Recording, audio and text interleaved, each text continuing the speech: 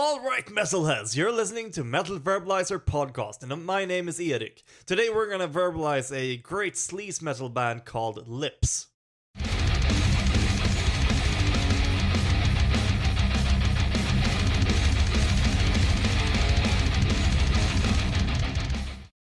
Lipz is a band that actually started back in 2011, and it actually started with the brothers Klintberg. They, together with their pal called Conny Svärd, decided to start a new band. And as a side note, Svärd is a fucking great metal name since it is the Swedish translation for the word sword. In the beginning, they were looking for a frontman to take the mic, and since the brothers were playing guitars and drums, and Conny were guitar player as well. But they never really found the one they were looking for, so Alexander decided to grab the mic himself. And that turned out to be what the band were looking for at the moment. And this brought them into the studio, where they later recorded their first single, which they released in September 2012. And about 3 years later, they decided to release their first EP. One problem that the band had, which slowed down the process for the full album, was that they didn't have a bass player so far. And in the end, Alexander picked up the bass to complete the album. And in 2018, they actually got signed by Street Symphonies Records, which was where they released Scary Man. And not long after the release of the album, they got in touch with the last piece to complete the puzzle in shape of Chris Young, which became the band's bass player. At this point, they had all of the ingredients that they needed to create some absolutely killer heavy metal. And I think it's time to look a little bit closer at the music that the band has released, because that's something that I like to do very much. And like we talked about a second ago, their first release, which came out in 2012, was a single called Ghost Town. This is a single that kind of goes in between what we call hard rock and classic heavy metal. And this is something that I personally love when bands go for a more roughed up version of hard rock. Because this song has also maybe a little bit less gain than the other later stuff that we're going to talk about in a minute. And what we have to take into account here as well is that the lineup for the band was not really finished at this point. And one example is that the band didn't yet have a bass player. And all in all, I think this is a great start, really. But later in 2014, they released a single called Bye Bye.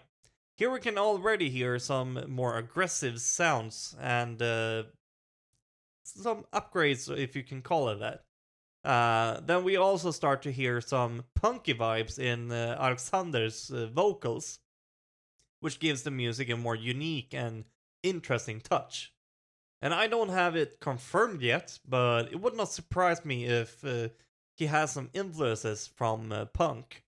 And this was a release to tease for the up-and-coming EP, obviously.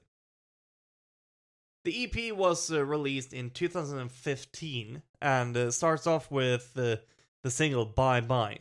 We also have a song called Nightfall. This song can be somewhat chaotic in the beginning, because this time they have mixed in different types of vocals, where one is some kind of whisper vocal and one is almost a growl type of a vocal, and one is some kind of like Till Lindemann vocal. And this might sound messy, but I think that the band made it work. And if you don't know who Till Lindemann is, that he is the frontman of Rammstein. The EP has 2 more songs, but those are for you to check out by yourself, which you absolutely should, because this might be an early release from the band, but it is a great one. Now we have reached 2018, and it's time to go through another single. This single is called Scary Man, and I think that this might be the best release from the band so far. Since I play guitar myself, I think it's really important to have a good and inspiring sound when you play. And in my opinion, that is something that they have absolutely nailed with this release. And it absolutely sounded great before this, obviously, and in the earlier releases, but this sounds absolutely fantastic.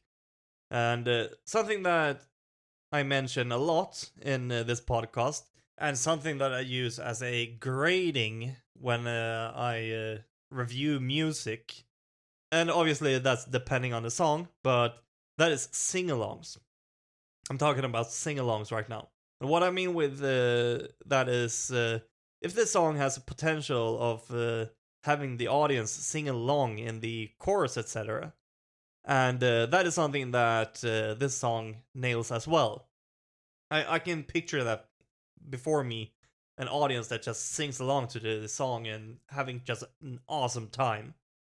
And yeah. But now we have really reached some really exciting stuff. The single that we've just talked about won't stand alone for long because it is, of course, a teaser for an up-and-coming album. A full-length album this time. And that the album goes by the same name as the single. And that means that the single is the title track and comes actually on the second spot on the album.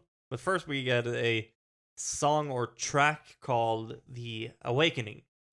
The Awakening starts off with some thunder and some synth melody to get you into the right mood. And this is something that builds up during the track. And it ends with a scream. This sounds very little, but this is because this is just an intro track for the title track. Next, after Scary Man, which is his title track, comes a song called Star. This is a song that keeps the speed and intensity that we all like. And this is also one of those songs that are absolutely perfect for audience sing-alongs. And this definitely is a song that I would put on my top 3 from this band. Another of my favorites from the band is called Get Up on the Stage. This is a song that is really groovy, which I love. And also the chorus is huge and powerful. One thing is for sure, nobody, and I mean nobody, can sit still when this song is playing. And this is a fantastic album, in my opinion, and something that you don't want to miss out on. We have talked about 3 of the 10 tracks, so there are 7 more that you want to check out and rock out to. Next release from the band is a single called Dangerous. I know that I said that I had a top 3 from this band, but there is a problem with that, because that list contains of like 5 or 6 songs at this point, which is kind of defeats the purpose of being a top 3. And what I want to say with that is that Dangerous is one of the latest and maybe the best songs from the band. It has a melody that gets stuck in your head for days and a huge chorus to rock out to. And it just can't go wrong, honestly. But this is unfortunately what we have so far from the band when it comes to music. And the theme so far in their releases has been that we get a single and then there comes a bigger release.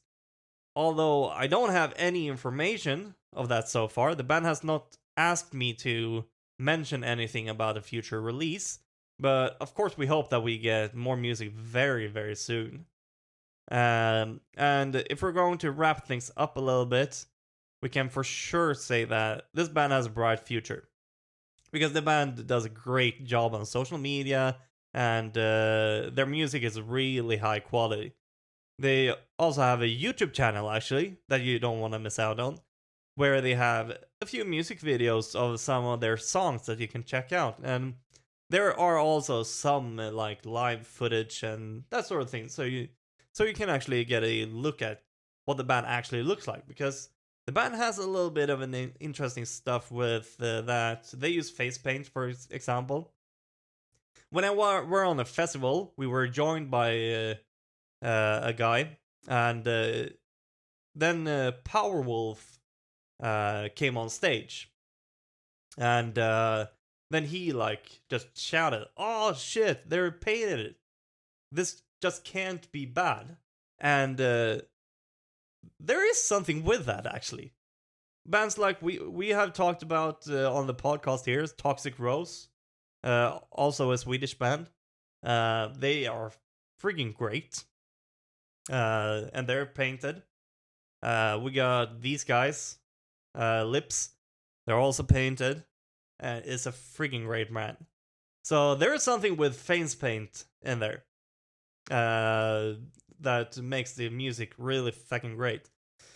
But yeah, if you think that this band sounds interesting, please make sure to check them out. You will not regret it. Don't forget to check out their social medias as well, so that you can stay updated on what the band is up to. And if you happen to like what we are doing here on Metal Verbalizer podcast, bringing you new bands to listen to, then please make sure to follow us on our social medias as well. There you can stay updated on what we are up to next, and when we sometimes are releasing extra episodes where we talk to the bands in shape of interviews or maybe our concept tour stories. But yeah, I've been Erik, and you've been listening to Metal Verbalizer podcast, verbalizing the band Lipz.